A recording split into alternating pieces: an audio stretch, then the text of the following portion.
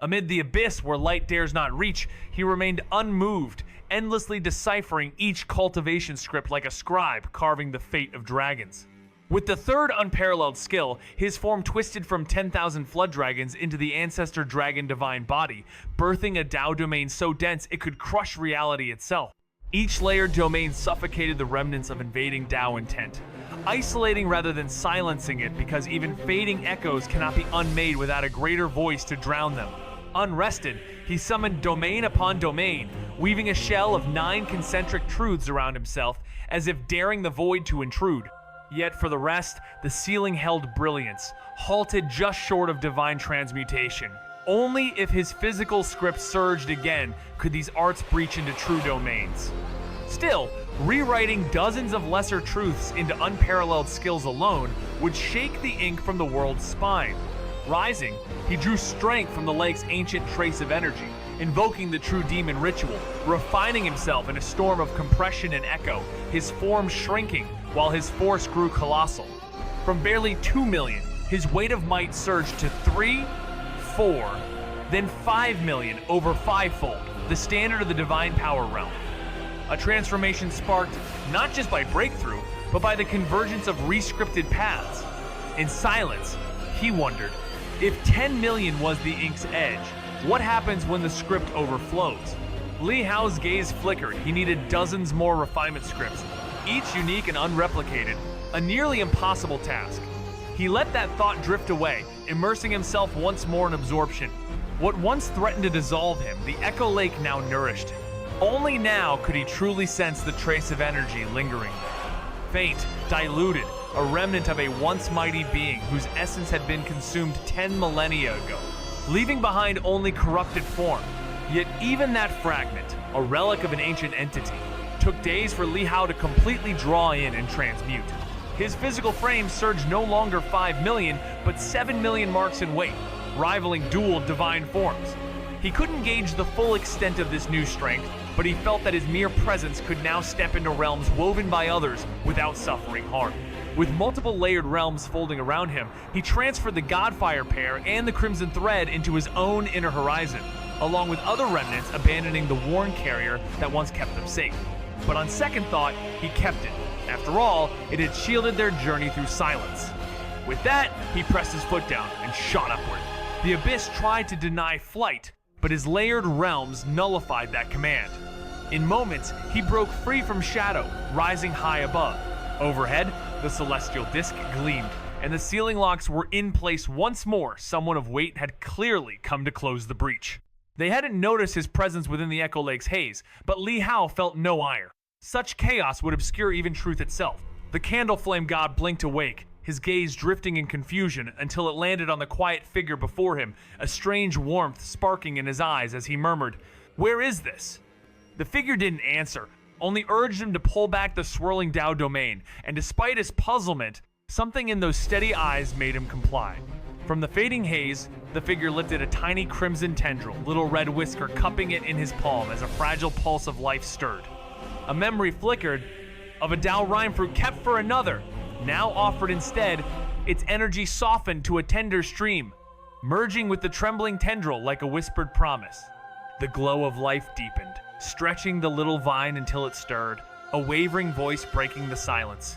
"Am I alive again?" A calm reply, "It seems so," and then with sudden wonder, "Then we aren't gone?" A nod. "Wow! Woohoo!" Little red whisker coiled around his arm, waving its tendrils like tiny arms bursting with joy. "We didn't vanish! I was even going to Mo River to find you!" The figure's faint smile held both relief and quiet reproach. "It seems you were clever enough not to sacrifice everything." The vine hesitated, shrinking just a little, its voice small now. "Are you angry?" As the first flicker of awareness returns, the flame entity stirs, dazed in the lingering haze of the shadow realm, until its gaze lands on Li Hao, an anchor in this fractured world. A subtle familiarity glows in its eyes, but questions melt away as Li Hao, calm and unreadable, simply instructs, "Withdraw your domain." Despite confusion, the flame entity obeys, sensing no malice. From the fading energy, Li Hao retrieves the faint presence of a tendrilled companion, cradling it with solemn care. He recalls an untouched Dao Rhyme essence once deemed insignificant, now a vital tether. Channeling gentle, tempered energy, he melds essence and will, pouring it into the fragile tendril. Slowly, vitality stirs.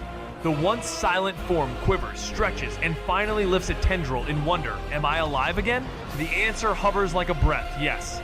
Relief floods the air as the little tendril bursts with glee, spiraling around Li Hao with joy.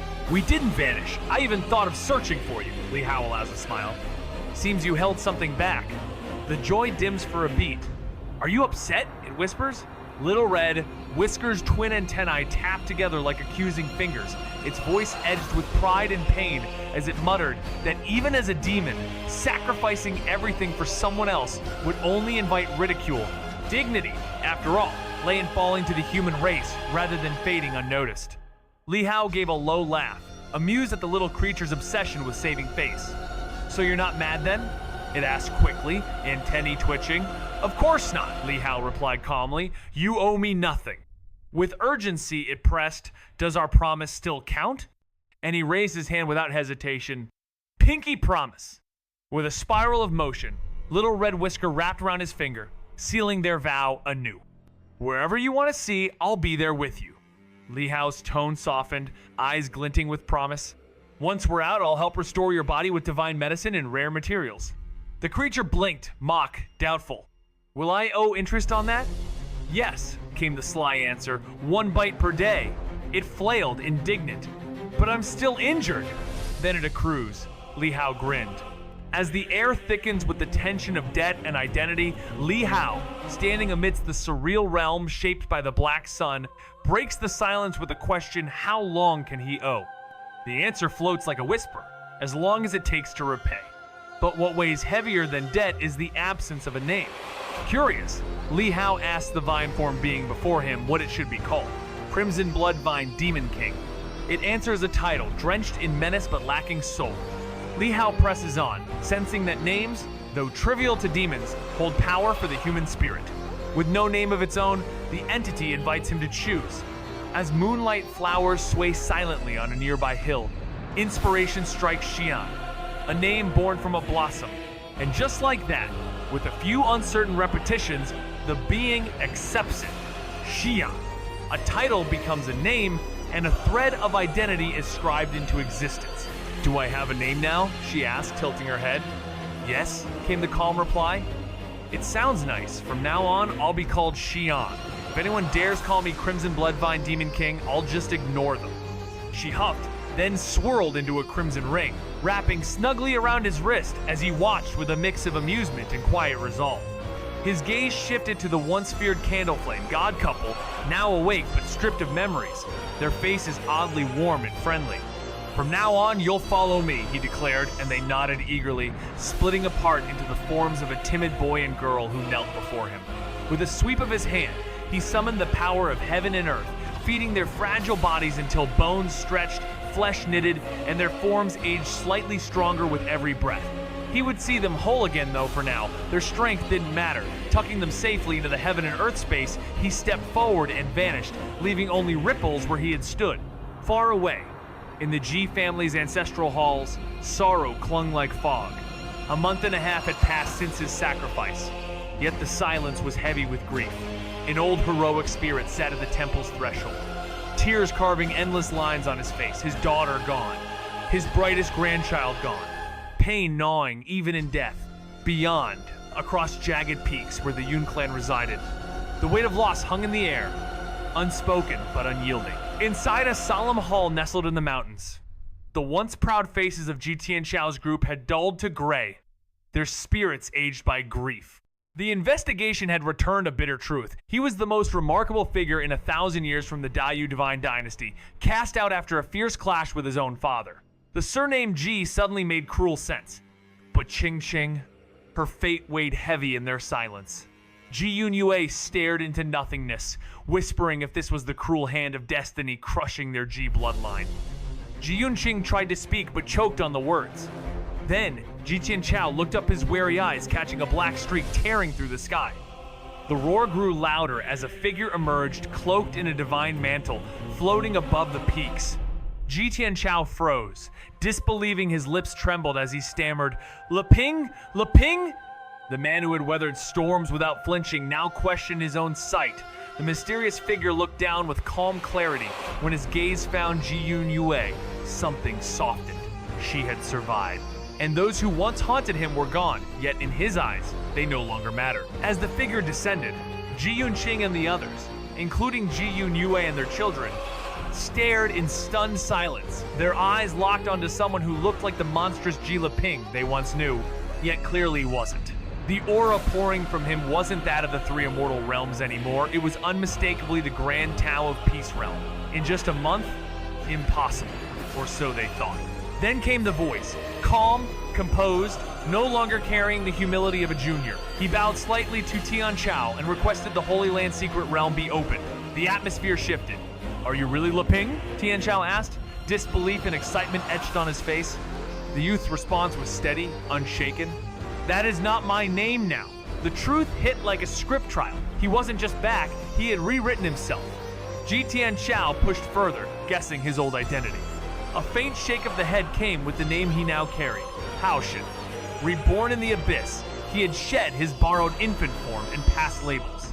This wasn't the return of Leping. This was the rise of a new author of destiny. With urgency in her voice, she vowed every effort would be spent to nurture him. A promise echoed by others who spoke with faces etched in concern, insisting he was family and their past negligence could be mended if only he allowed it. He didn't answer, his eyes shifting instead to one who stared back in confusion, while the air thickened with unspoken tension. His garments, now spun from divine energy after his return from the abyss, betrayed a glow that couldn't fully hide the shifting traits he carried. With a calm finality, he dimmed those traits, his true aura blazing into view as he asked if even a single thread of their family's essence remained within him.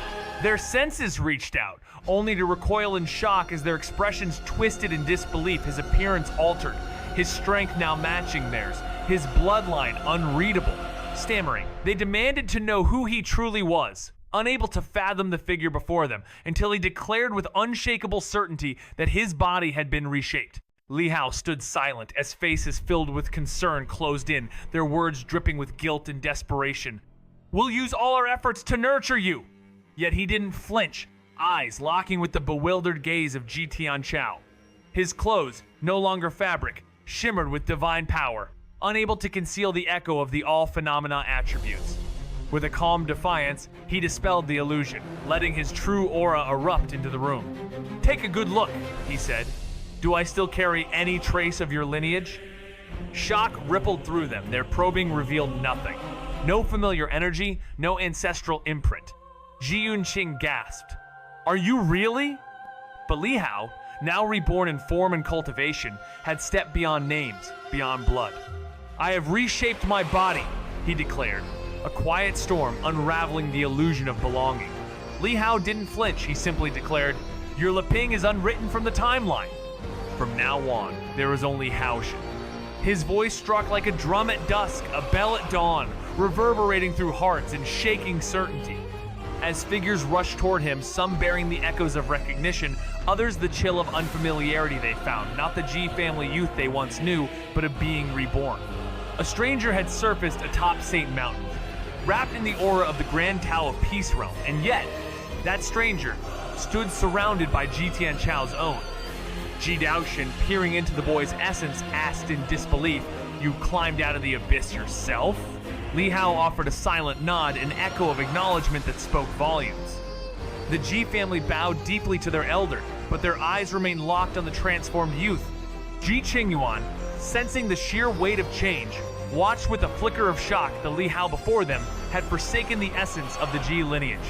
No trace remained of that ancestral flame, and yet, instead of falling, he had risen higher, sharper, veiled in something vast and untouchable. The very power their blood promised, he had cast off like a shadow at dawn, and still he burned brighter. The elder's voice cracked through the moment, both scolding and aching. "Child, how can you be so foolish? Though it was your parents' fault, you are still a descendant of our Ji family." Ji Yongqing's face turned pale, struggling to accept this heavy blow. The young man had severed the bloodline of the Ji family. Had they not lost him forever now? Li Hao remained silent, watching the mournful cries around him. Seeing their sad expressions added pain to his heart too. but he knew that breakage inevitably brought pain. It was a necessary process. There's no need for sorrow. Just pretend you never met me, Li Hao said calmly. At his words, Ji Yunyue and others became even more sorrowful.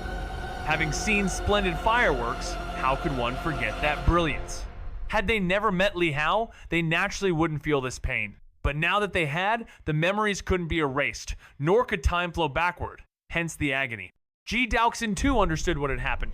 Although he didn't know how Li Hao had climbed out of the abyss, or how his appearance changed so drastically, there was no doubt that something incredible had occurred to Li Hao, perhaps even breaking through into a higher major realm.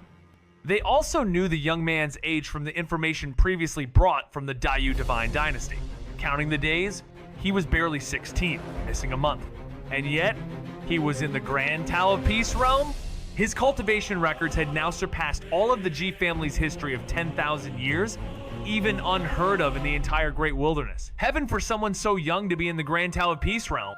After all, the leap from the Ultimate Study realm to the Grand Tao of Peace realm was an immensely deep threshold. Do you truly intend to leave our Ji family? Ji Daoxin couldn't help asking, his heart also filled with sorrow at this moment. With Li Hao's cultivation, he had previously broken the Dao domain in the three immortal realms, and now he probably could dominate the Grand Dao of Peace realm, arguably invincible beneath the heavenly Dao. The woman's voice trembled as she begged him to stay, still calling him family even when every echo of shared lineage had faded. He felt the weight of her plea, smiled softly, and with calm eyes spoke of a life spent alone beneath the stars, a life that would not change, memories of a courtyard, of a small shadow that once followed him, of ties that stretched across worlds. All had vanished. Only the endless heavens remained. Only the pure child in his heart endured. Her tears broke free. Others held their tongues. Sorrow thick in the air as they realized the blazing light before them no longer belonged to their clan. Once, when he claimed their name, he met rejection and scorn. Now, as he departed, they longed for him to reclaim it, only to face the truth it could never return. He bowed gently, his voice carrying a farewell like a quiet promise. The mountains would remain green, the rivers would keep flowing, the sun and moon would endure, and they would meet again. Then he turned, asking for the gates to open, and silence fell heavy as one truth lingered. Winds could rage, but they could never blow yesterday back into today. Ji Yunyue begged him to stay, still seeing him as family despite the severed lineage, but Li Hao only smiled gentle, distant, like the stars he had always gazed at alone. The courtyard of his childhood was long gone, and with it, the warmth of chasing footsteps, and the once resonant ties of the Ji family. Yet the stars remained. That quiet child within him, too, remained. His words struck Ji Yunyue like a silent blade, breaking her composure as tears fell freely. Around them, silence spread. No one could speak, not in front of a young man whose presence now outshone all bonds. Once rejected for claiming the Ji name, now they longed for him to reclaim it too late. With a graceful bow, he whispered his farewell to the mountains, waters, sun, and moon, promising a reunion in another time. Turning to Ji Daoxin, he requested the path forward. Ji Daoxin, wordless, opened the way, knowing the past was beyond repair. Ji Yunyue's voice trembled with farewell. The Ji family's doors would always remain open, even for one who no longer wished to enter. Ji Daoxin fixed his gaze on the young cultivator and solemnly declared that should he ever face hardship, the Ji lineage would move mountains for him. But the young man only offered a faint smile, unmoved. Though Ji Daoxin's words seemed generous, they were veiled in calculation. He recognized those calm, deep eyes and knew this wasn't an ordinary youth. A figure like him would one day stir the wilderness, and aligning with him, if not family, then his ally was the only rational path. With great ceremony, Ji Daoxin offered to escort him, a gesture once reserved for returning champions. News of the youth's return from the void rippled across the Ji grounds, drawing elites and elders alike. As he descended the mountain alongside the Ji leaders, a solemn tide of followers trailed behind, some begging him to stay. Yet he moved like a script carved into fate, silent, resolute, without turning back. When the clan learned he had severed all ties, cries of disbelief echoed from peak to root, desperation and sorrow replacing their pride. In a single moment, those once lofty now knew abandonment. And far above, Ji Xuanshen arrived too late. suspended in stunned silence as the truth fell like ash around him. Suddenly, he streaked through the sky like a falling star, landing before Li Hao and his companions. Ji Xuanshen's eyes blazed as he watched the mighty figures of his clan escorting Li Hao, his disbelief and frustration boiling over. "You're really leaving? You've claimed the Dao Seed and I haven't had my chance!" he shouted, voice laced with anger.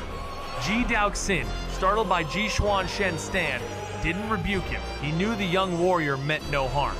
Li Hao remained calm, replying, "You've already won. Among the Ji, you're unmatched." But Ji Xuanshen's fists clenched with unwilling pride. "I haven't defeated you yet. Even now, cloaked in divine flame, you've ascended beyond me, but give me one move, just one. If I lose in a single exchange, I'll step aside." The Ji clan looked on, not with disdain but admiration. This was no rivalry of malice, but a challenge born of shared brilliance. Even they knew if Li Hao didn't accept, then victory without that final clash might always feel like a treat. He stood firm at the Dao Realm's peak, the Ji family's prodigy, unwilling to believe he couldn't endure a single strike. Declaring his promise as unbreakable, he drew in a breath, eyes sharp, as the pulse of the earth rose and the power of heaven and earth spiraled into him. This time, he struck first, seizing every thread of surrounding force before his opponent could step into a higher realm. Power thundered through him, his presence crushing, yet the other figure simply walked, unhurried, unshaken. With a warning tossed like a blade, he unleashed his Dao domain, the kind of move that decided battles before they began, yet nothing changed. The figure's hair swayed as if brushed by spring air, and then, without effort, two Dao domains unfolded from him, shattering the attack, reversing it, and caging it back into its source. Within that calm storm, the prodigy's own strength collapsed, leaving him frozen in place while the silent figure strode past, never lifting a hand, never even pausing, as if the clash had never truly begun. He thought he was untouchable, Ji Mysterious God, the pride of his lineage, confident he could endure even a single move from Li Hao. With a steely gaze and swelling aura, he summoned the Geopulse, drawing the heavens to his side. No more waiting, no more honor, he struck first. Desperate to claim control before Li Hao could ascend into a realm where a single move would spell his end. Power surged, splitting and reshaping the air itself. And yet, Li Hao stood still. No flash, no flourish, just a quiet step forward. The deadly Dao domain crashed upon him, but it was like spring wind against ancient stone. Then came the twist. Two realms unfolded from Li Hao in silence, shredding Ji's domain, coiling it back into its source like a serpent devouring its own tail. Ji's rules collapsed, suppressed gently but wholly, as Li Hao passed him by without lifting a hand. Frozen, breathless, Ji could only watch with eyes that still moved, as the youth his undoing drifted past, leaving nothing behind but silence and awe. The shock flooding his heart was beyond words. Was the difference truly this vast? Crushing waves of defeat followed, relentless and suffocating. Those expecting an epic clash, Ji Daoxin, Ji Tianchao, and others stood frozen as Ji's formidable aura was effortlessly dissolved by Li Hao, like spring rain nourishing all without a sound. This was no ordinary loss. It was total, absolute defeat. The moment Li Hao's dual Dao domain emerged, hearts clenched in unison, the outcome undeniable. He wasn't just in the Dao realm, he was far beyond it, his brilliance blinding. Silence consumed the Ji family elites, their proud prodigies left mute, unable to accept that Ji, who had stepped into the grand Dao of peace, had fallen without a single move. Li Hao hadn't even acted. His domain alone crushed all resistance. As his silhouette faded into the distance, Ji Daoxin and the others finally stirred, giving chase. "Can't you really stay with our Ji family?" came a quiet plea from Ji Qingyuan, his heart torn between awe and regret. Ji Daoxin cast a glance his way, never expecting such words, a swirl of surprise and melancholy rising within him. But Li Hao only smiled, calm as ever. "Though I am not of the Ji family, I can be a friend to the Ji family. Let's leave it to fate," the young man murmured, and silence followed Ji Daoxin, and the others knew then that nothing could tether him anymore. The treasures of their lineage, their solemn vows of protection, all had long lost meaning to someone who now walked the heavens as his own sanctuary. Only the war gods of ancient clans or the shadowed corners of forbidden lands could still pose a whisper of resistance. Ji Daoxin's heart ached as he recalled the moment he'd faltered in answering Li Hao's question. Perhaps that single breath of hesitation had sealed their parting. Together, they reached the gate of the Holy Land's secret realm. With sorrow etched into every wrinkle, Ji Daoxin opened the path and handed over the family's sacred pattern. Li Hao, already etched with its memory, did not resist further. A silent farewell passed between raised hands and parting gazes. Ji Yue and the others stepped forward, yearning for one more moment beside him. Though Li Hao tried to wave them off, their quiet insistence softened his stance. Ji Tianchao followed without a word, sorrow cloaked in silence. 1,000 miles later, standing beyond the last edge of the Ji family's reach, Li Hao turned once more. Tear-filled eyes met his. "If you ever return to the great wilderness, Heaven, don't forget us." The farewell hung heavy in the air as the young man nodded, promised he would return, and stepped away, leaving the watchers with a silence that felt like loss. Whispers slipped out he could have been their family's beacon. Their long-awaited saint and regret rippled through those left behind. One murmured that 10 years would have been enough for him to stand beside them, but now even 5 seemed generous. For with his gift and his relentless path, the rise of a saint no longer felt like a distant dream. The next day, atop a sacred peak, figures of immense power gathered, eyes sharp with curiosity and resolve. Their leader warned them not to chase the boy, for he would not return. But another shook his head, saying he only wished to see the world that shaped such brilliance. Others agreed, wondering aloud how a place stripped of luxury could give birth to someone greater than all their treasures, and in their voices, wonder mixed with the sting of what could have been. Ji Qingxuang voiced her decision, and though Ji Qingwan grasped her intent the day before and sighed inwardly, he did not object. With Ji Mysterious God, a cultivator of the Grand Tao Peace Realm present, the Ji clan's young elites would not falter easily. They were not fragile ornaments, after all. Ji Daoxin looked at them, and upon meeting Ji Mysterious God's unwavering gaze, he understood this was a path the youth had to walk. Any resistance would only form a knot in his heart, one that might hinder his future cultivation. So Ji Daoxin relented, warning that the Dayu Divine Dynasty, though distant, was under the rule of the Jiang family, and their laws must be respected. Ji Mysterious God acknowledged this, recognizing the Jiang family as one of the 8 ancient clans. Ji Daoxin confirmed it, recounting how the Jiang ancestors were once expelled following a great holy war, but their Dao lineage endured. He recalled how one among them, born with all meridians open, unified the barren land and founded a dynasty, a legendary prodigy said to have perished in battle. Whether that end was true or not, Ji Mysterious God and his peers knew better than to provoke such a lineage, their expressions turning solemn with understanding. While searching for that mysterious youth, they uncovered troubling signs from the Dayu Divine Dynasty, once glorious, now crumbling. Demons stalked their lands, hidden threats linked to ancient shadows from the great wilderness, heaven teetering on the edge of a massive conflict. Ji Daoxin, solemn and stern, warned not to set foot in their imperial city without reason. A cold shiver ran down Ji Mysterious. God's spine, was the youth's homeland truly that chaotic?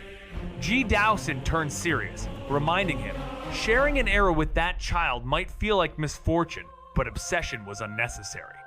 Among their generation, only Ji Mysterious God could rival him, and he remained a beacon of hope to his kin. If fate brought him face to face with the youth and help was needed, he should send word the Ji family would stand behind the revival of the Jiang dynasty without hesitation. Ji Mysterious God, surprised by such rare conviction from a proud clan, responded with heartfelt understanding. With Daoxin's smile of relief fading into the passing days, the scene shifted on the edge of the great wilderness heaven.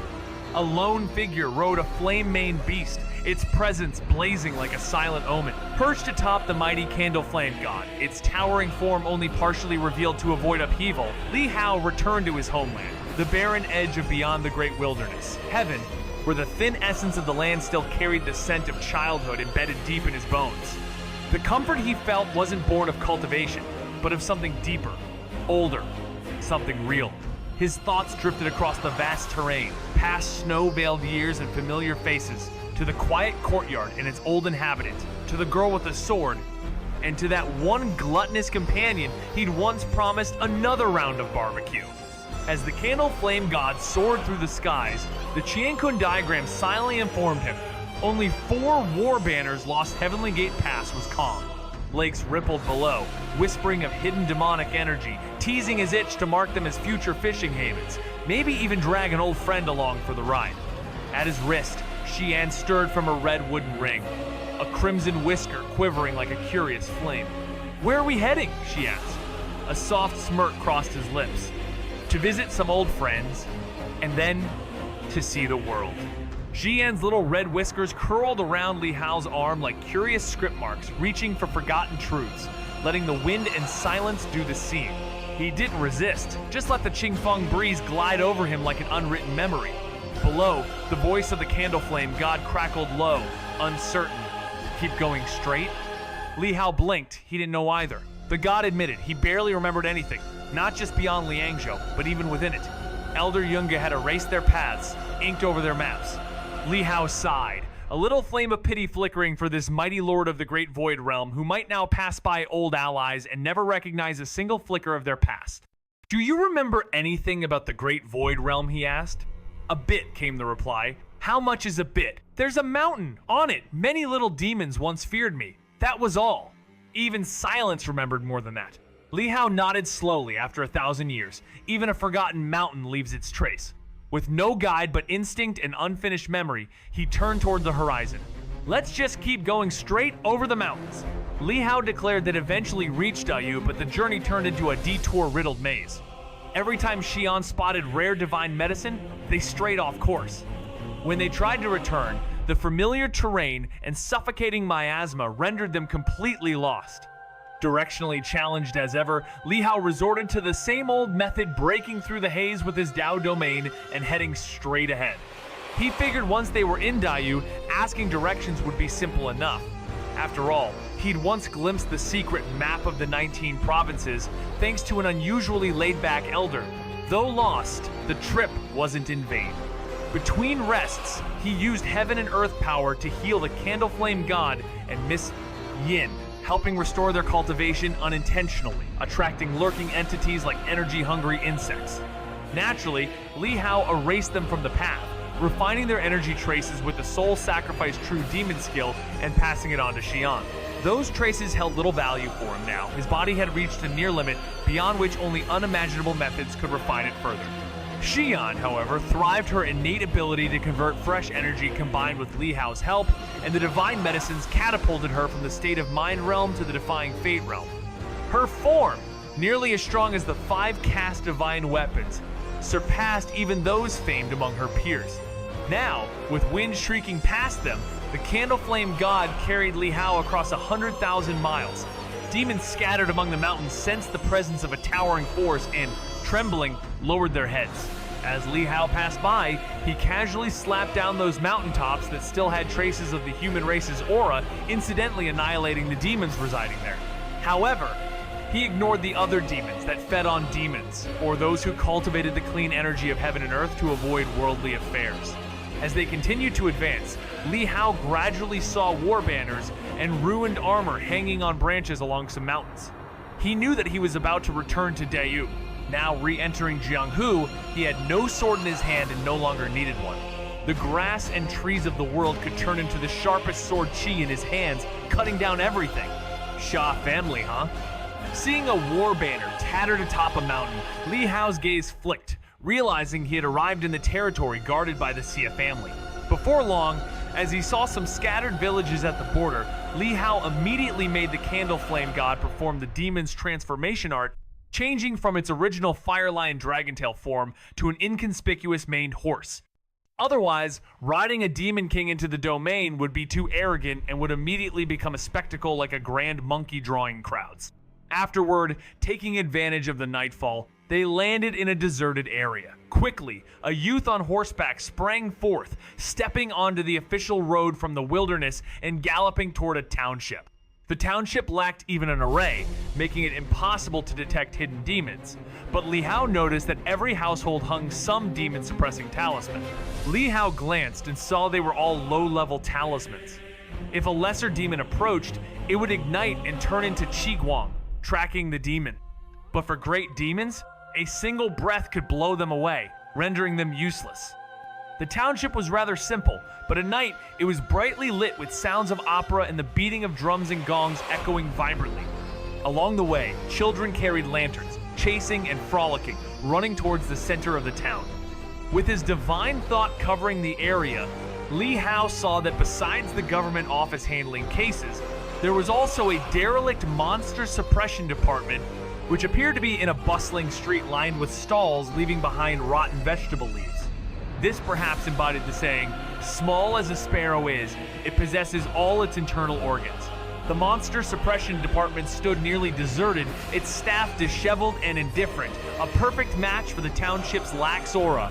Li Hao arrived with a faint smile, summoning a demon's corpse from the heaven and earth space and sending it via object control to the department's crumbling warehouse. In a nearby locked house, he uncovered a silver chest beneath a bed and drew out several silver ingots barter in its rawest form, likely exchangeable for the demon's head.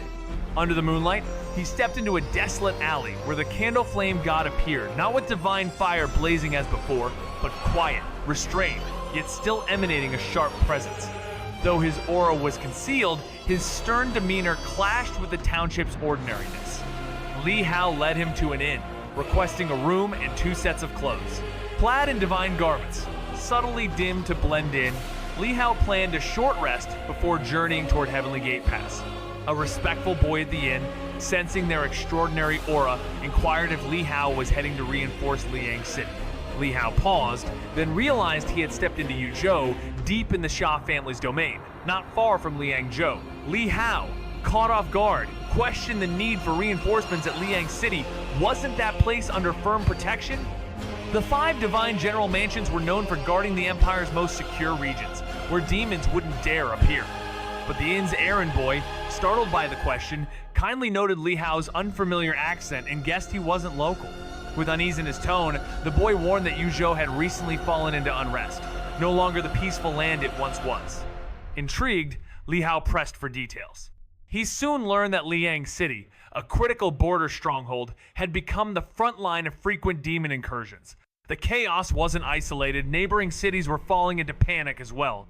What happened in Liangzhou now seemed like just the beginning, a mere tremor before the storm.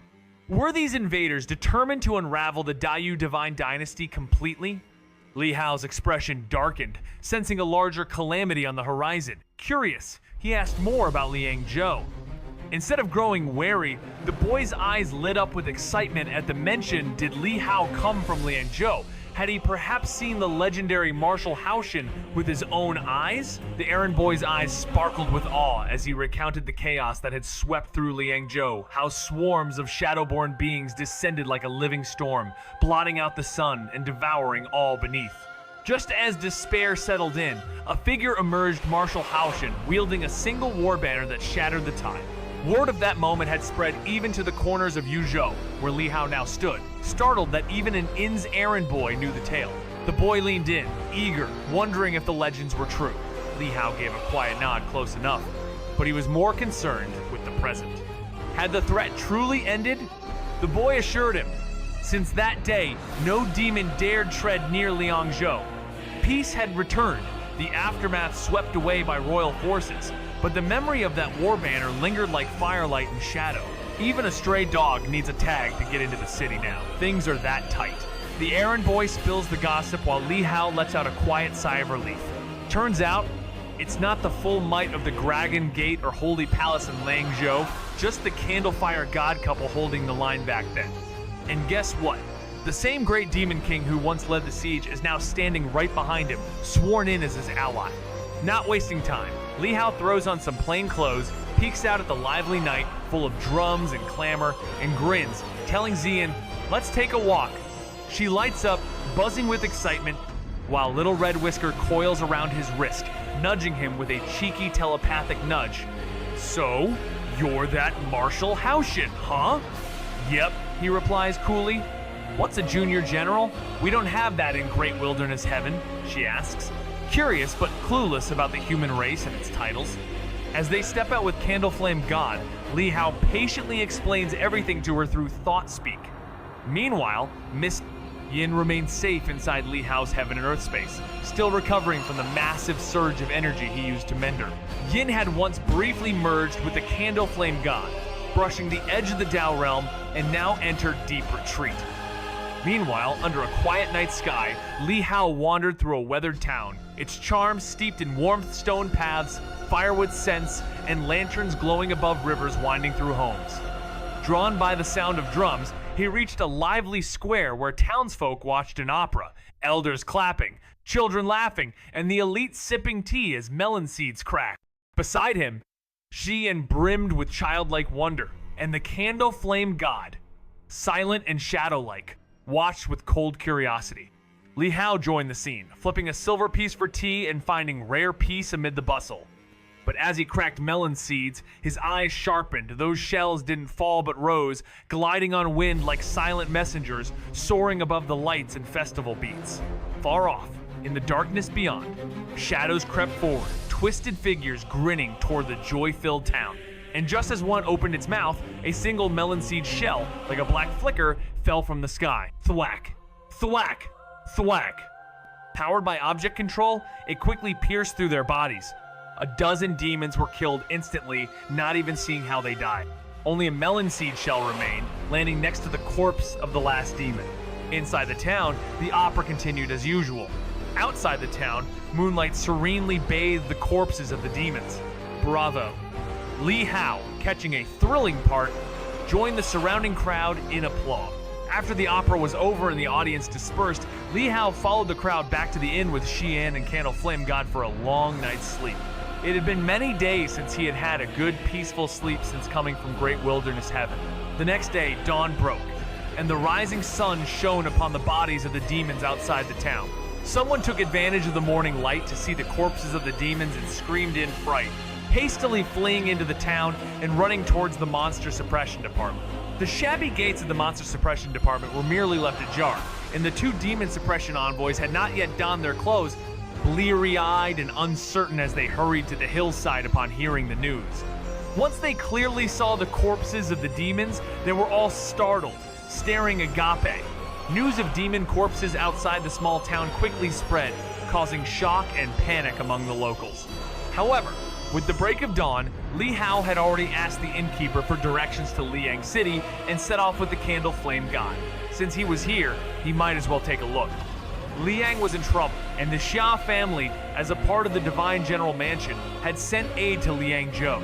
Li Hao had no reason to turn a blind eye and simply leave. After all, he too belonged to the human race. Following the official road straight ahead, passing through two cities, Li Hao surreptitiously extended his Dao domain to Xian. Concealing its presence through the Dao domain, the flame entity evaded detection, bypassing the arrays that could only sense entities tied to the outer layer of cultivation. Only the capital cities or the imperial strongholds wielded rare divine instruments sharp enough to catch intruders of deeper realms. Ordinary cities had no such luxury, left vulnerable, relying on rudimentary sensing formations. Though two cities showed signs of recent skirmishes, their damage paled in comparison to the chaos in the northwest's critical border hold. Along his silent passage, the protagonist effortlessly unraveled, lurking threats miles away, treating them as fleeting echoes. This mountain-cradled outpost stood as the last bastion guarding the region's skeletal frontier. Should it fall, a dozen others would unravel like script, stained scrolls set aflame. Outside the gates, remnants of conflict whispered of struggle, scattered forms, broken banners, energy traces dissolving into wind. Within the command hall, tension simmered among the 7 generals and 3 tacticians, young voices trembling with fury. The supply lifelines had been severed. The siege wasn't through brute force, but through cunning.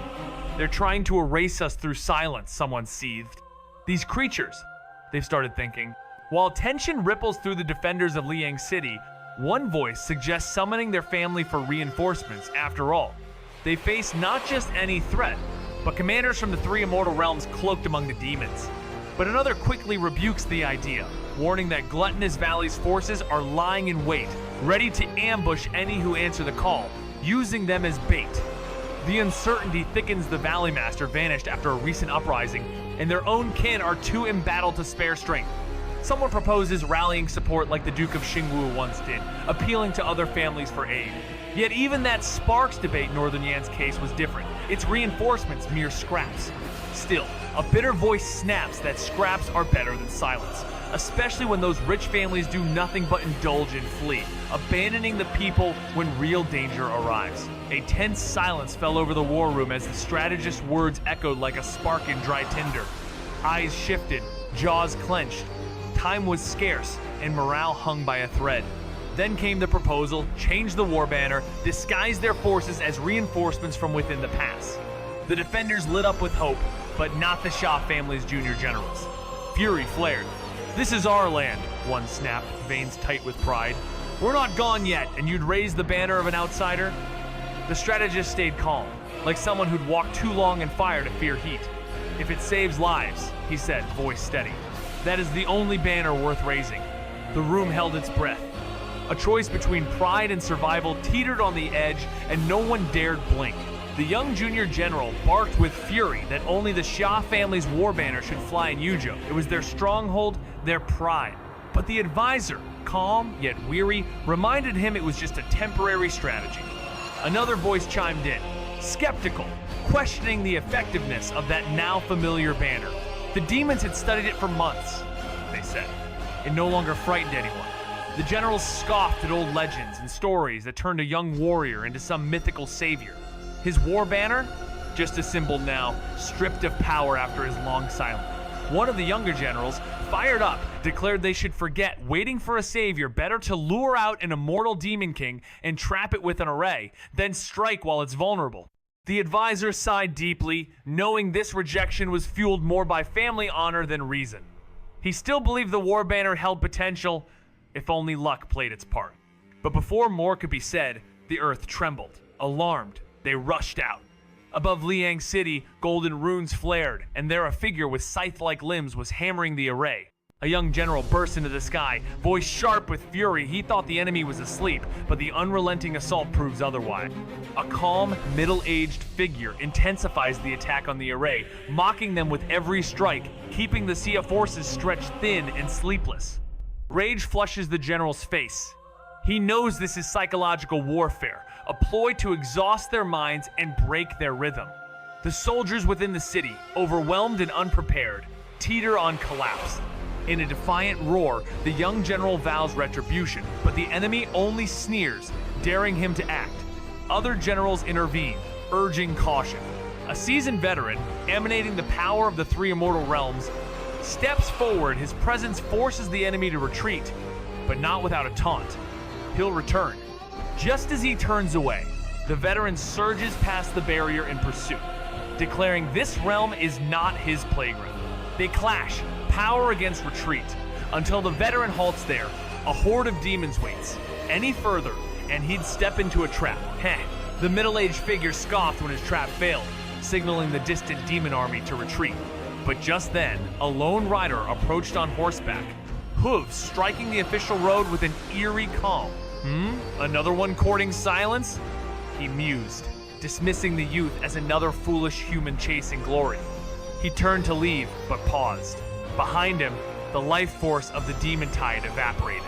He spun around, only to witness an unnatural sight. The youth's horse stepped slowly forward, yet wherever it passed, demons collapsed in waves, erased from the timeline without resistance.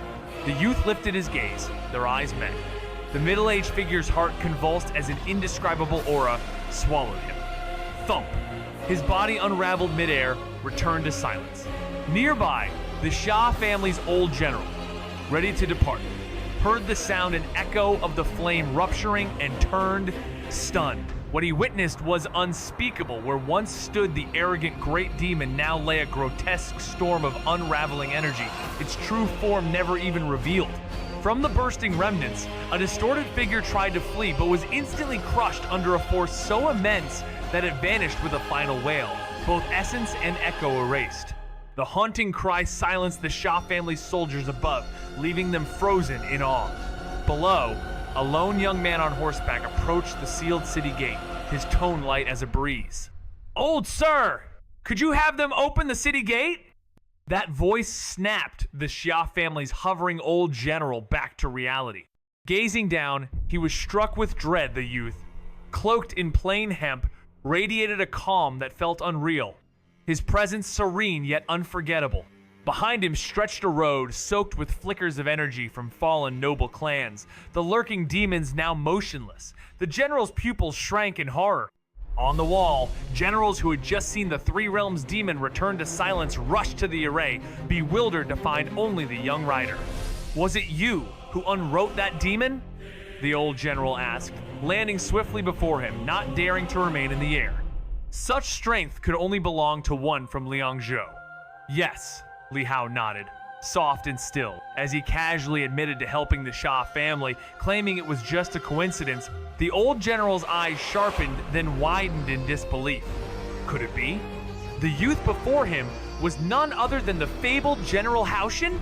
Bewilderment gave way to elation as the legend standing before him came into focus. The lone warrior who had turned the tide in Liangzhou, a name already etched into every soldier's mind across the 19 provinces. A force who once repelled the abyss alone, akin to the Guardian of Kangzhou from decades past, now said to have even erased the Demon King from the timeline.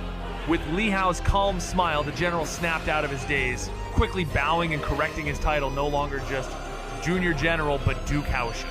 Word had traveled fast since that battle 2 moons ago. Honors delivered.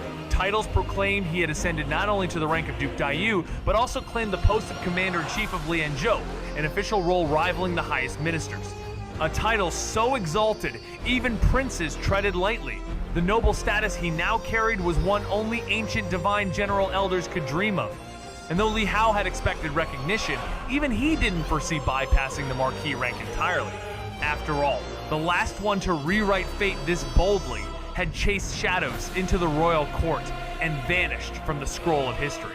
As the old general bowed repeatedly, the young man Li Hao lifted his hand with calm grace and said, "Please, rise." The general, eyes bright with hope, looked up and exclaimed that with Li Hao's arrival, the people of the city were saved at last. The siege had cast a suffocating gloom, a looming echo of flame drawing near, and now it had been shattered. Just as the general moved to kneel, Li Hao gently stopped him, saying it was merely a passing deed, not worth such ceremony. Instead, if gratitude was truly meant, perhaps the city held some ancient paintings or chest scrolls worth collecting. The request stunned the old general, but he quickly smiled, recalling rumors that this young warrior wasn't only versed in script and spirit, but was a master of both ink and blade. He ordered the gates opened. Inside, other young generals arrived in a rush, only to freeze upon learning of the one who had rewritten the fate of their city. "Is it really him?" one whispered. A female general, still as silence, remembered a dusty road from years before, a youth in a carriage, eyes calm, holding a city at 14. That same name had since rippled through the provinces, his path etched into legend by the age of 15. This proud woman, hailed as the light of her lineage, stands beside Jia Yucheng, while an old war hero introduces the next generation of Xia's warriors to the young duke, who now shapes the empire's rhythm.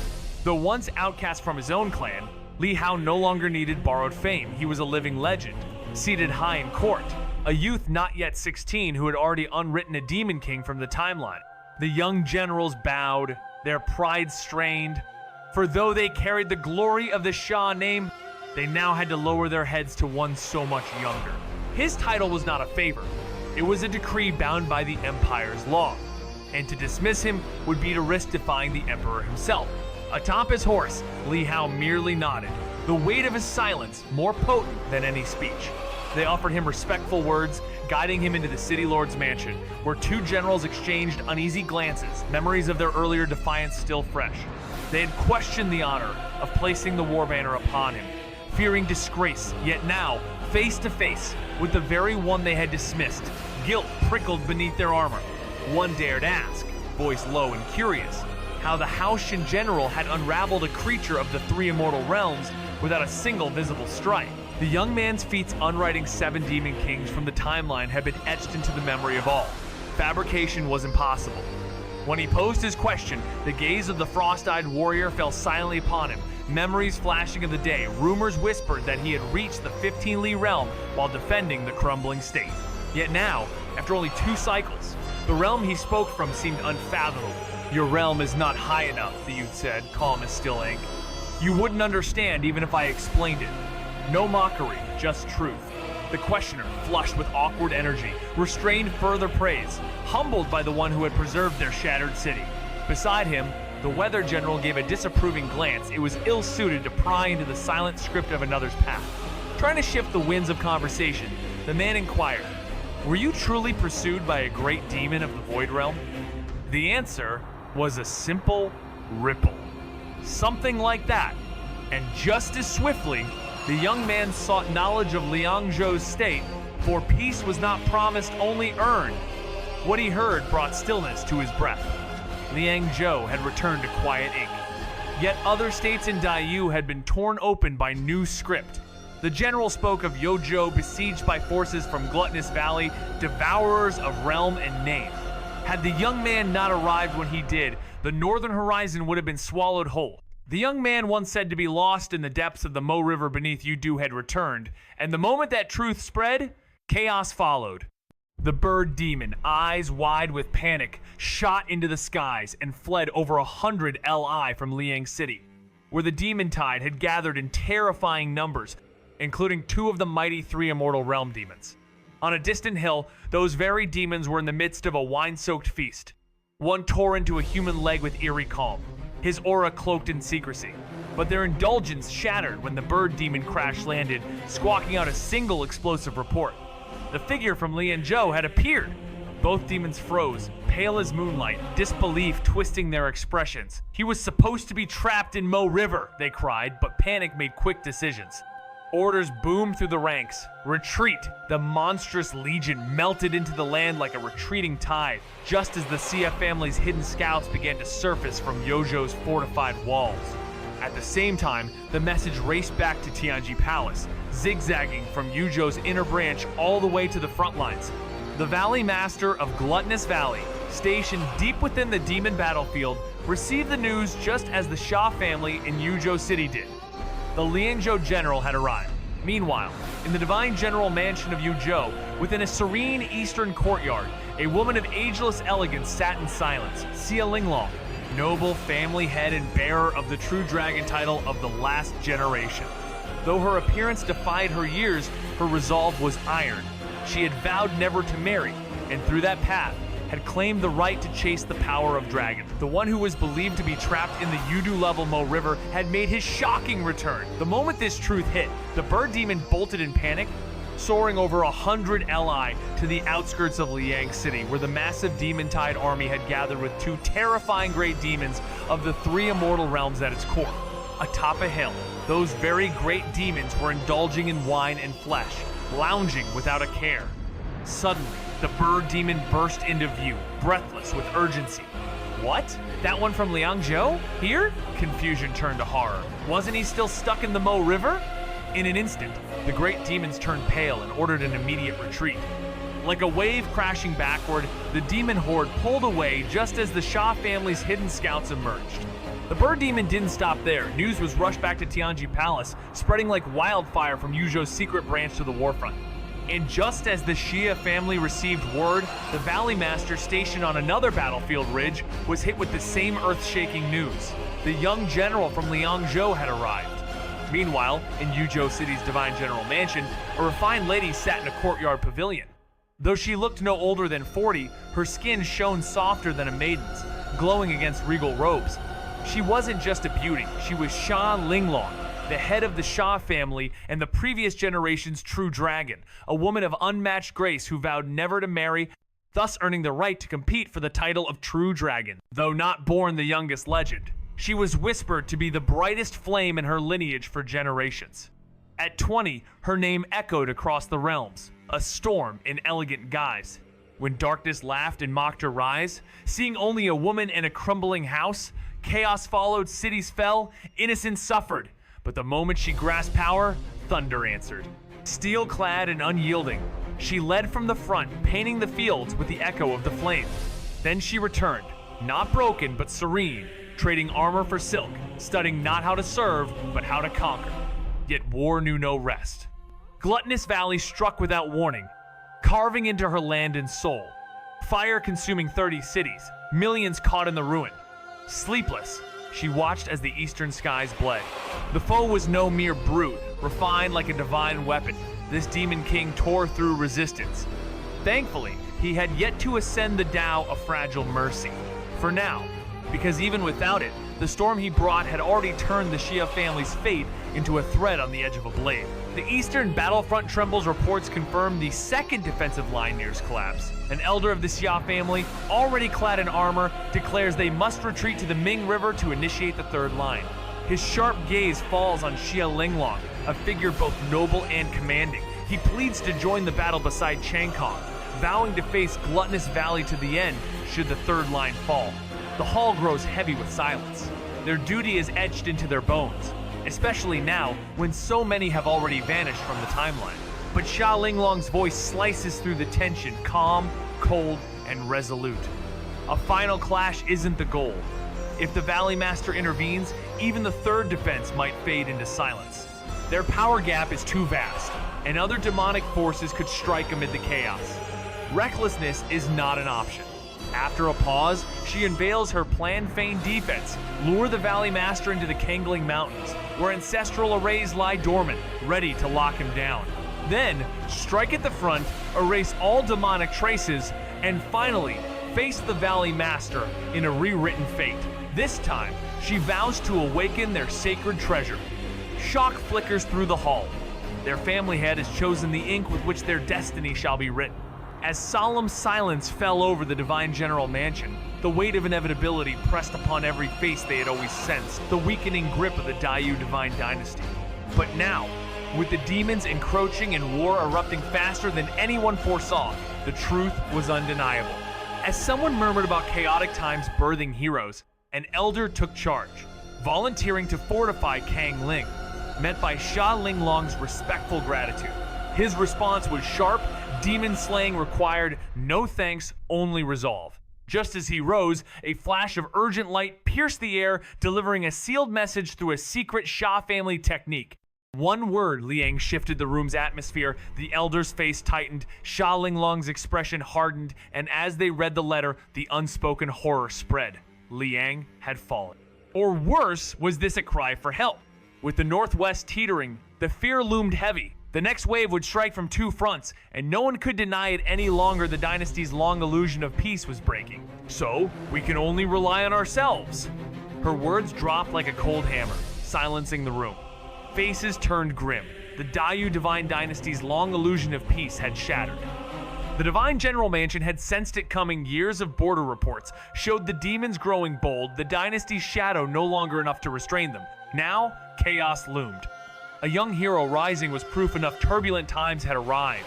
An elder stepped forward, offering to prepare defenses at Kang Ling. Xia Linglong gave a nod of thanks, only to be met with a firm glare. There's no thanks in demon slaying. Her eyes softened. I was wrong, she admitted. Before more could be said, a blazing streak of light shot into the hall. The elder caught it midair, his expression darkening as he unraveled the Xia family's secret transmission. One word chilled them all. Liang? Xia Linglong's tone turned sharp. Liang is under threat already? The elder passed her the message. She read it fast, disbelief flickering in her gaze. Liang has fallen? Uncertainty gripped them. Was it a defeat or a final cry for help? Tension crackled. If Liang fell, the northwest would collapse, and the demons would strike from two sides. After reading the letter, Xia Linglong looked up, eyes gleaming like a spark in the dark. The elder's silent question met her radiant gaze. Liang is safe. Shock rippled through the crowd. Could it be true? Supplies had been severed, a siege seemed certain, yet somehow they prevailed. Smiles began to spread like wildfire. Someone guessed it was Xia Yuanming's doing, only to be countered. Perhaps it was Qing Shuang, though she'd barely reached the heavenly human realm. Laughter bubbled up as relief took hold. Then came the real twist. Xia Linglong revealed the arrival of a familiar figure, the young duke, the general. Silence cracked into astonishment. Everyone remembered him, the one who held Zhaliangzhou when no one else could. His legend had seeded hope across the land, entire cities raising banners inscribed with a single name in times of chaos. Those banners, like whispered prayers turned steel, carried not just his legacy but a nation's will to endure. Though the Divine General Mansion's members secretly envied the youth's rising fame, they knew only he could command such reverence. His war banner had outshone even the ancestral five. Whispers flew. Wasn't he stationed by the Mo River? What was he doing in Yuzhou? Could he have caught wind of danger and rushed over without anyone noticing? Some suspected a mistake. Shouldn't he have gone to Qingzhou instead? Hadn't Qingzhou nearly fallen? Did he not know? All eyes turned to Xia Linglong, who also questioned the logic until a flash of understanding lit her gaze. It wasn't a mistake. The youth had cut ties with the Li family. The father-son clash in Qingzhou, leaving scars too deep. And the unopened military letter proved it: runes unbroken, message untouched, no deception. If demons had forced the message, it would have left signs. Her voice steady, she confirmed it. The message was real. The Sha sons would never betray. Everyone could sense the hidden meaning in her words. And someone, eyes gleaming, exclaimed that regardless of his motives, his decision to aid them was a gesture of goodwill. Since Liang's city was now secured, and he possessed strength said to rival even the ultimate study realm, capable of unwriting the gluttonous Valley Master from the timeline, why not bring him in for a joint plan? Another chimed in, suggesting that if he agreed, the old madam could send him a chick. Xia Linglong agreed silently, knowing that this chick was in fact a powerful great demon, not some common fowl. The Xia family, masters of object control and spirit refinement, were famed for taming beasts and war horses, suppliers of the Dayu dynasty's finest mounts, and the flood dragons used by the imperial clan. Their bloodline bore the imperial title of Dragon Tamer, raising even the hybrid creatures ridden by top officials, such as Qingzhou's dragon lions. With such a powerful ally, any cost is worth it, an elder told Xia Linglong, who immediately dispatched a message to Liang. Meanwhile, outside Liang City, the scouts returned with news that stunned the old generals. The entire demonic host had vanished without a trace. No one had expected the tide of unrest and fear to dissipate so suddenly, and all because one young man had stepped into the city. Just one. One figure who arrived and caused millions of demons to flee. They had heard whispers of his past acts, some amazed, others envious, but now they saw firsthand the terrifying presence he commanded among the demonic. In that moment, all the rumors became real. The young man didn't need to speak. Simply riding into the city silenced the demons more effectively than their frantic resistance ever could. The atmosphere turned heavy. This was the gap. Young generals from the Xia family stood stunned, their expressions tangled with defeat. Despite their ambitions to rival their counterparts in the Li family, they were effortlessly outclassed. Even tied together, they couldn't challenge him, and the realization weighed bitterly.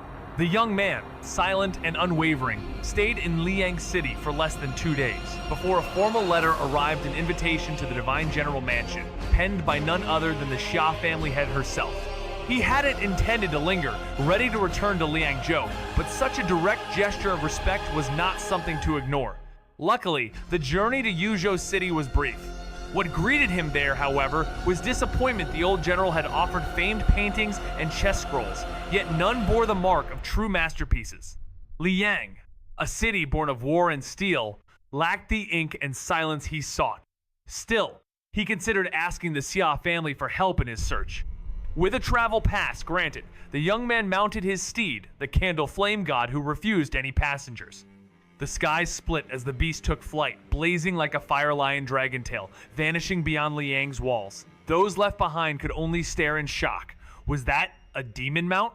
They had battled echoes of flame and illusion their whole lives, yet none realized that Li Hao's horse was no mere steed. It was a great one, cloaked in disguise, emanating a fearsome presence far beyond the ordinary. As the candle flame flickered and reshaped into the form of a calm youth, Li Hao entered the bustling city, the divine aura trailing quietly behind him. With Xian nestled around his wrist, peeking curiously at lanterns and rouge stalls, he strolled through the lively streets, savoring a string of candied haws. She nibbled at it with her little whisker, delighted by its sweetness, while Li Hao promised to one day show off his cooking skill. Their walk carried them to the gates of the Xia mansion, where word of his arrival stirred surprise. The teacup clinked down as Xia Linglong rushed to greet him, her eyes catching the serene yet unreadable gaze of the unfamiliar youth beside him, never realizing it was the very presence veiled in myth, now walking silently at Li Hao's side. "Haoshan General, welcome to the Xia family's mansion," she said, the air thick with the weight of unseen flame. Amid towering gates and sharp stairs, the young figure from the divine general mansion of Qingzhou walks unshaken into the Xia family stronghold, received not in haste or protocol, but with honor even imperial envoys never touched. The elders line up, their curiosity cloaked beneath polite smiles, trying to peer through the layers of legend. He's only 15, they whisper, yet holds the Duke's seal and commands the tide of war. Xia Linglong greets him with the grace of nobility and the gaze of someone who knows power when she sees it. As the entourage moves, whispers trail behind them, generals, heirs, and warriors, trying to make sense of the impossible aura surrounding him. Two solemn elders confess, this presence, this silence, it is more than rumor. At the Eastern Pavilion, under the hush of porcelain and respect, Xia Linglong leans forward, voice gentle but sharp, asking of a legend, the one who led the great void deity astray to save millions who vanished into the Mo River. Where had he been hiding, and why had even their famed intelligence failed to see him coming? It has happened before hundreds of times, like the great breaths of the earth exhaled across the ages. On average, every 300,000 years, the magnetic veil of our planet shifts, inverting north and south like pages turned in a divine chronicle. Yet now, we drift dangerously close to the unknown for nearly 800,000 years. The Earth has remained unshaken. We are overdue. But how do we know the axis has danced in the past? Because cooled lava, that ancient scribe of the Earth, records the song of magnetic fields like sacred hymns etched into stone, preserving what was as if the planet itself keeps a memory. The heavens declare the glory of God, says Psalm 19:1, and so too does molten rock whisper secrets to those who listen. And the poles, oh, they are not still. Once moving humbly at 9 meters a year, now the North Pole races at nearly 40. The Earth's magnetic armor weakens, like a thinning veil between realms. GPS systems, once updated every 5 years, now must be recalibrated every 6 months, as if the world beneath our feet is slipping silently away. Are these signs, omens perhaps of a grand reversal, a cosmic turning of the page? As in the tale of Li Hao from the Black Sun, where forgotten truths rewrite reality and legacies are reduced to ash unless reborn, we too may be standing on the threshold of a script shift. Not the end, but a trial, one that asks if humanity can navigate a world unmoored from its former directions. As Nietzsche warned, he who fights with monsters should be careful lest he thereby become a monster. Perhaps the Earth itself wrestles with its twin self and we are merely witnesses to its reflection. Both families carried ancient prestige, yet how did the Li family raise such a bright, free-spirited soul while the Xia family marched forever to rigid formality? Their strict ways may have bred generals by the book, but in the twilight of their prestige, they lacked the spark of renewal. Xia Linglong, sharp in martial skill and sharper still in social reading, had already done her homework before inviting Li Hao, never pressing, never pleading, just weaving her words around shared interests, testing the waters with poetry, music, and art. To her surprise, he wasn't just well-versed, he was profound, a warrior with a scholar's depth. Her trump card? A retired scholar from Hanlon Hall, waiting in the wings. But when this scholar realized who Li Hao truly was, the situation ignited. He seized Li Hao's hand, passionately reciting verses the young man had once tossed off at a brothel, eyes gleaming, voice trembling, asking again and again, "You wrote this too?" Li Hao, of all people, felt sheepish as if he'd been caught copying homework, a feeling he hadn't even known in the face of the Demon King. And when the scholar roared aloud, only a general could craft such lines, the banquet hall fell into stunned silence, then awe. Xia Linglong and the others were stirred to their core, hearts ablaze, swords calling to their hands, the fire in their cups now roaring through their veins with visions of battle and glory. The iron-blooded pride in the poem, echoing through the hall, stirred memories of the youth's past triumphs, standing alone against a great elder and confronting the ruler of the great void realm, leaving eyes gleaming with awe and hearts conflicted, wishing he had borne the Xia name. Why had no such wonder ever emerged from their own bloodline? Xia Linglong, struck first by surprise and then by something deeper, recalled lines from the poem that mirrored her own soul amid war. Sleeping beneath the sky, wind as her meal, face adorned not with rouge but the trace of energy from foes, stitching not silk but the vast land of Dayu. She once thought him a born hero, Now she saw a being unshaped by ordinary fate. During the banquet, as talent shone and praise flowed, she sat quietly, torn between inviting him to the battlefield or shielding him from its cost. If given time, he could guard all of Daiyu, yet she felt guilt for even thinking of risking that future. As the evening closed, the youth, having heard of chaos in Yuzhou, turned with sincere eyes and offered help. Her heart jolted, but she only smiled and shook her head. Chaos brews across the eastern territory, yet the Xia family remains poised to stand firm. As tension mounts, Xia Yuanwu eyes Xia Linglong. Sensing her hesitation and the weight she bears, though admiration for the young script wielder runs deep, the peril engulfing Yuzhou can't be ignored his power. Brushing the edge of the ultimate study realm could shift fate itself. Unease flickers among the elders, torn between reverence and desperation. Breaking the silence, the youth speaks with quiet clarity, urging honesty. He knows this summons goes beyond gratitude. Xia Linglong studies him, her gaze long and heavy before she finally speaks a name that chills the room. The Master of Gluttonous Valley. The youth's eyes narrow. Tales from Listening Rain Tower flood his thoughts. This force, unlike any other, rose from obscurity 5 centuries ago through echo and terror. Cities vanish in a breath under their hand, no walls high enough, no night dark enough to hide from them. Even other demonic realms offer slivers of mercy. But Gluttonous Valley leaves none behind, not even a trace of energy. Li Hao blinked. Only Gluttonous Valley? He asked, suspicion stirring. Xia Linglong's gaze hardened, her voice steady. Yes, but the siege runs deeper. The Holy Palace and Dragon Gate are already pressing into Qingzhou. We've only traced Gluttonous Valley's presence in Yuzhou, though hidden forces might lurk beneath the surface.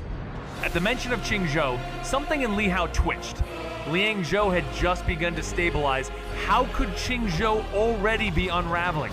Panic crept in as memories surged. The voracious woman, 2 elder mentors, the silent matron, Yuan Zhao, the Tan Palace students. He could almost hear their voices. What's happening there? He demanded. The urgency in his tone startled Xia Linglong. She realized Li Hao had been adrift, perhaps still reeling from Mo River, unaware of the current chaos. That knowledge stung. He wouldn't be staying in Yuzhou, she could see that now. Still, she revealed the truth. Qingzhou is nearly fallen. Their leader struck fast. Holy Palace, Dragon Gate, they've breached the outskirts. The battle likely still burns. Since Gluttonous Valley's strike on Yuzhou, intel from the region has gone dark. Spotting the fire in his eyes, she leaned in and whispered a rare moment of urgency. If Qingzhou needs reinforcement now, the Xia family's war banner is yours. But this wasn't just a banner. It meant Li Hao could ride under their name, send troops cloaked in their authority, and project the illusion that Qingzhou was backed by one of the greats. It wouldn't match the force of Li Hao's own name, but to the demons, the Xia banner still held weight, enough to rattle the attackers, slow the advance of the Holy Palace and Dragon Gate, and buy precious moments. Li Hao understood this wasn't just support, it was legacy on loan. Without another word, he rose, setting his hunger aside. Qingzhou thanks the Xia family, he said. There's no time, let's move. He recalled the geomantic chart of the 19 provinces. Yuzhou's eastern territory lay on the way to Qingzhou, just slightly off course. From behind, a farewell echoed, "May General Haoshin return victorious." Xia Linglong and her kin stood, eyes complex with duty and admiration. A son of Qingzhou answering the call, it needed no explanation. But as Li Hao turned to leave, he noticed something. They just stood there, silently saluting. That wouldn't do. What? Still standing around? Lead the way. We'll deal with Gluttonous Valley on the road. Li Hao's calm declaration caught the Xia family completely off guard. When Xia Linglong asked if he truly intended to strike Gluttonous Valley first, he simply nodded, brushing it off as a matter of convenience. Elder Xia Yuanwu quickly reminded him of the Valley Master's formidable standing nearly at the peak of the ultimate study realm, and dangerously close to transcending into the Tao. But Li Hao, uninterested in debate, cut him off with chilling clarity. There would be no need for elaborate strategies, he would simply erase the master from the timeline. As concerns stirred, Li Hao silenced them all. With one more thunderous promise, he could handle the Grand Tao of Peace Realm too. The Xia family stared, speechless, wondering if they'd misheard. But Li Hao didn't care for their doubts, explaining himself would take longer than eliminating his target. He turned to Xia Linglong and asked her to guide the way. She hesitated, then remembered the impossible feats he had already achieved, even escaping the Mo River while chased by the Flame God. Maybe, just maybe, he really had ascended again. Her heart trembled, but she chose trust. With a flash of her divine spear, she agreed. Xia Yuanwu joined, weapon in hand, ready to walk the edge of the unknown beside this rewriting force of destiny. As the others surged ahead, Li Hao gave a signal, and the Candle Flame God responded with a nod before erupting into flame, its human guise dissolving into the awe-inspiring form of a fire lion with a dragon tail and chi lion-like hooves. It shot into the sky, blazing with searing heat that rippled through the Divine General Mansion. Li Hao mounted its back with ease and called upon Xiaolinglong to lead the way. Watching him seated atop this fearsome demon, the Xia family trembled. He wasn't just commanding a beast, he was the beast. No one had sensed it before, and now it was too late to ignore. The aura of the creature under his command exuded a terror so vast, it dwarfed even Xiaolinglong's strength. Her spear in hand, she soared through the sky, heart pounding, overwhelmed by the pressure. Li Hao's shout snapped everyone from their trance, confidence rekindled. They followed her direction with urgency. In a flash, the Candle Flame God leapt forward, flames streaking the skies. It dashed like a fiery comet. Stunned by the speed, the Xia family raced to keep up, except for one elder left behind, floating mid-air, watching over the mansion with wide, unblinking eyes. The crowd froze in disbelief, their eyes wide as whispers rippled through them. Was that truly a beast from the Four Stands realm? And did he casually claim he would erase the gluttonous Valley Master from existence? Some swore they heard right, recalling how he had already bested a great elder of Dragon Gate and seemed even stronger now. After the young man and the woman departed, the Xia family members stood stunned, marveling at how someone so gentle and refined now radiated an aura of invincibility. That image of him astride the blazing demon ignited hope. Perhaps he really could end the disaster-threatening Yuzhou. Riding atop the Candle Flame God like a streak of lightning, with the others barely able to keep up despite their top movement arts, he surged ahead, leaving them awed by both his power and the mysterious beast few had ever seen. Half an hour later, guided to the eastern battlefield, they arrived at the second line of defense, his pace unmatched and his resolve unshaken. Xiaolinglong and Xia Yuanwu, nearly drained from their relentless sprint powered by unwithering strength, barely retained enough force to fight as they reached the chaotic battlefield.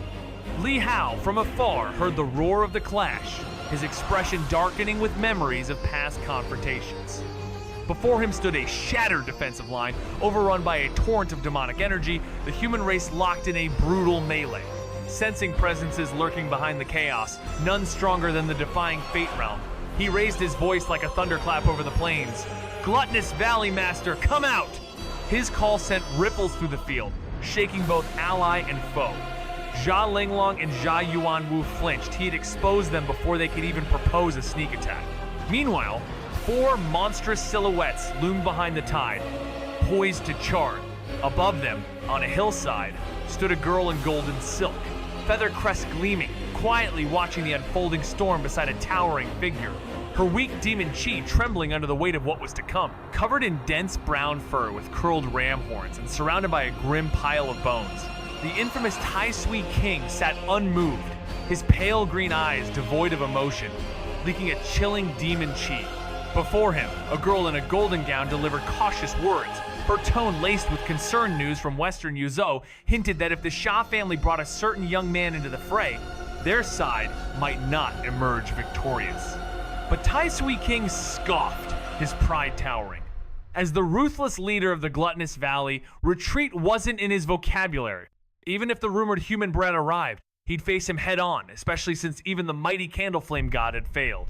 The girl warned again, lowering her head, urging caution and restraint, invoking the will of the desolate god. But her words only earned a thunderous snort that rattled her chest and drained her color.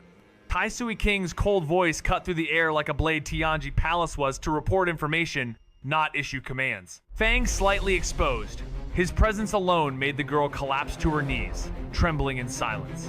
Around her, four gluttonous valley specters chuckled darkly, their smirks carrying an eerie hunger restrained only by distant allegiances. With disdain sharp as blades, one sneered at the so-called might of the Great Void Realm, mocking their laughable failure to seize even a single territory. Clutching a skull stripped clean, Tai Sui King crushed it casually, his scorn thick as mist. At first, the Candle Flame God's ascent to half-step Tao realm had raised an eyebrow, but upon learning he couldn't even suppress a mere youth, the so-called title seemed more illusion than substance. To Tai Sui King, power below Tao realm offered no resistance unless the title was hollow, and in this realm, half-step Tao was nearly mundane after all, he wore it too. When he had probed the Xia family stronghold, it was with veiled strength, wary of ancient artifacts and unseen guardians, but confident enough to tempt fate. Though he hadn't unveiled their true depth, he trusted his retreat could be secure. As he prepared for the next taste of battle, thunder cracked from above, a voice like lightning tearing through clouds.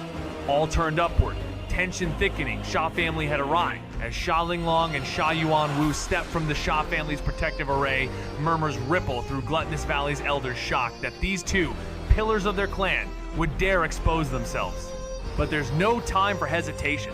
The Tai Sui King, eyes flickering with murderous resolve, recognizes this as his chance far from the Divine General Mansion's shadow. Here he can finally unleash his full might. With a cruel grin, he launches skyward, leading the charge with 4 elders in tow, their target unmistakable, Li Hao. Recognition sparks among them. This youth is no mere bystander. Reports from the Tianji Palace speak of the Haoshan General of Liangzhou, a figure whose power stands shoulder to shoulder with the Xia family's legendary generation. Capable of outmatching even the great elder of Dragon Gate, Li Hao is a force that rattles even seasoned warriors. As the Demon Kings descend, Xia Linglong and Xia Yuanwu lock eyes with their foes, knowing full well who awaits the great elder of Gluttonous Valley and the Tai Sui King himself, both masters of the ultimate study realm. The skies tremble, the air thickens. The battle has already begun, long before the first strike lands. They had once joined forces, yet barely left a mark, his body refined beyond comprehension, its density rivaling an 8th caste divine weapon. Only a 9th caste could hope to scratch that monstrous hide, and even then, barely. "Be careful," came a whisper from Xia Linglong, warning Li Hao of the Gluttonous Valley Master's terrifying resilience. Their plan? Eliminate the others first, then combine their might. But before strategies could unfold, the Tai Sui King's gaze locked onto Li Hao, laced with sharp intent. "So you're the one who couldn't unwrite the Candle Flame God?" he sneered, unaware that Li Hao had already erased that steed from the timeline. The great Void Realm's isolation ran deep. "Is your whole valley here?" Li Hao asked calmly. A grinning elder mocked, "We're no weaklings like those Void Drifters." Li Hao's answer? Swift and brutal, a Dao domain sliced through words and flesh alike. In a blink, the elder's face unraveled, the divine soul escaping only to be smothered mid-flight, erased before it could scream. All of it. Executed mid-sentence, too fast, too precise, too late for anyone to intervene. Even the Tai Sui King and Xia Linglong stood frozen, their thoughts trailing behind the moment Li Hao silently returned the Demon King's divine soul to silence without a scream, without a sign. All eyes locked onto Li Hao, the only presence capable of such an unwritten act. The atmosphere cracked as fear replaced arrogance. Even the elders of Gluttonous Valley recoiled, unable to trace the origin of his power. "You, from the Grand Tao of Peace Realm?" the Tai Sui King stammered, his towering frame shrinking beneath the pressure of what he sensed true Dao domain, not a mere echo.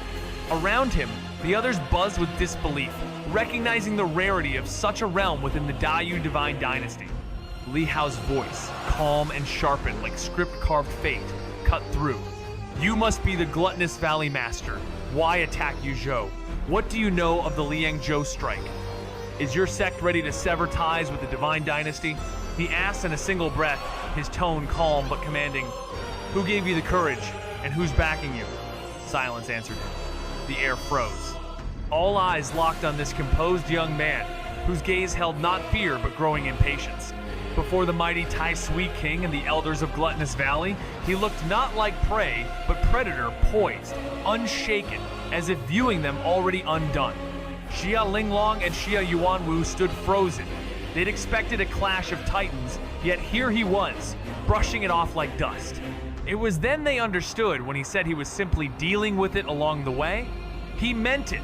Standing within the peace-drenched Grand Tao realm, his power dwarfed theirs utterly. No wonder he summoned their master without hesitation. No wonder he acted so freely. His strength spoke louder than any words. Then bang! A gluttonous elder was unwritten from the timeline, his divine echo vanishing like soot. As if pinched out by an unseen force, he crumbled into nothingness. The others collapsed midair, shaking, begging for mercy. "Spare us! We'll be your mounts, your beasts of burden!" They pleaded like broken spirits, stripped of all past fury. With a smirk, Li Hao glanced down and teased the towering flame beast beneath him, provoking a jealous flicker in its burning gaze. "Can I consume them?" The candle flame, God asked coldly. Flames already licking the edges of reality. "Sure," Li Hao replied without hesitation. In an instant, the god's fiery domain burst outward, swallowing the air with searing heat. The two elders from the gluttonous valley, once so arrogant, now trembled and begged, but mercy had long burned away. Fire wrapped around their forms, erasing them from the timeline in a blaze of absolute dominance. Only then did the Tai Sui King grasp the horror. This wasn't just any flame demon, it was the lord of the great void realm, now reduced to a mount beneath Li Hao. Thunderstruck, he stood paralyzed, his pride as a demon king shattered. Xia Linglong and Xia Yuanwu too stared in terror, their minds reeling as they realized Li Hao hadn't just appeared, he had rewritten an entire realm's fate without a whisper. Whatever closeness Xia Linglong had once felt now evaporated, replaced by an unsettling truth. This youth was a stranger cloaked in overwhelming power, and his only response? "Be quick! Don't waste my time!" Li Hao scowled, pressing the Tai Sui King for answers. Realizing escape was futile, the Tai Sui King's face darkened, his defiance had already been spent, and fate no longer offered a second chance. "Defeated," he muttered bitterly, lamenting the candle flame god's downfall and cursing his own blindness. But just as his voice lowered, his expression twisted, and with a sudden, venomous roar, he activated his Dao domain, aiming to drag Xia Linglong and Xia Yuanwu into oblivion with him. Caught off guard by his unexpected leap into the half-step Dao domain, they hastily pushed back with unwithering strength, only to witness his domain dissolve like thawed frost, collapsing inward. Li Hao, unmoved, arched a brow and asked if agony was the chosen end. The Tai Sui King, stunned and voiceless, realized the terrifying truth. Not only was he outmatched, but his very Dao domain had been shackled, powerless to expand. In the face of Li Hao's grand Tao of peace, resistance was less than futile, it was a race for meaning. The Tai Sui King stared at the youth as if he glimpsed a specter clawing its way out of his worst nightmare, but the nightmare didn't pause to explain itself. "Forget it, be unwritten," came the cold murmur, and with a single thought, the Dao domain surged. Reality cracked, and the Tai Sui King's form returned to silence, his eighth caste body utterly undone beneath a power he never had a chance to resist. A half-step Tao realm? One layer of the domain was insult enough. His divine soul lingered in the air, blank-eyed and hollow, not daring to flee, knowing the futility of struggle once touched by the script of obliteration. Li Hao, without erasing him completely, plucked a shard of that soul like an unwanted echo, offering it to Xia Linglong. "Interrogate him. I'll be in Qingzhou," he said, already turning away.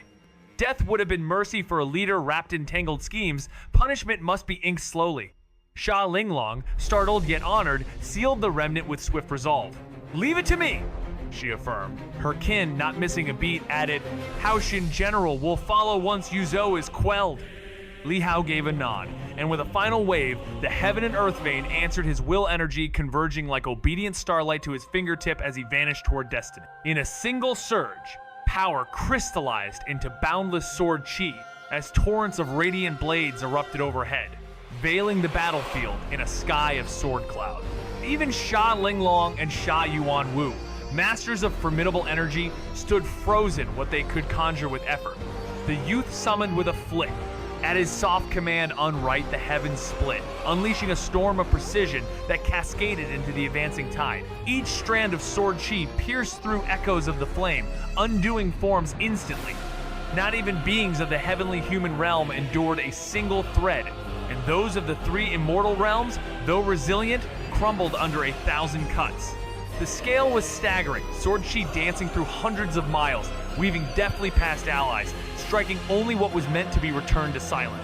Across the front lines, the downpour became myth, a whirlpool sky emptying a deluge of fate, eclipsing demons by the thousands as the battlefield bent beneath Li Hao's will. Xia Linglong and Xia Yuanwu stood frozen beside Li Hao, their voices lost in sheer disbelief. If not for the absence of the Taisui King, the great elder of Gluttonous Valley, and the remaining elders, this battlefield would have demanded endless hours and relentless effort just to erase the demon tide from the timeline.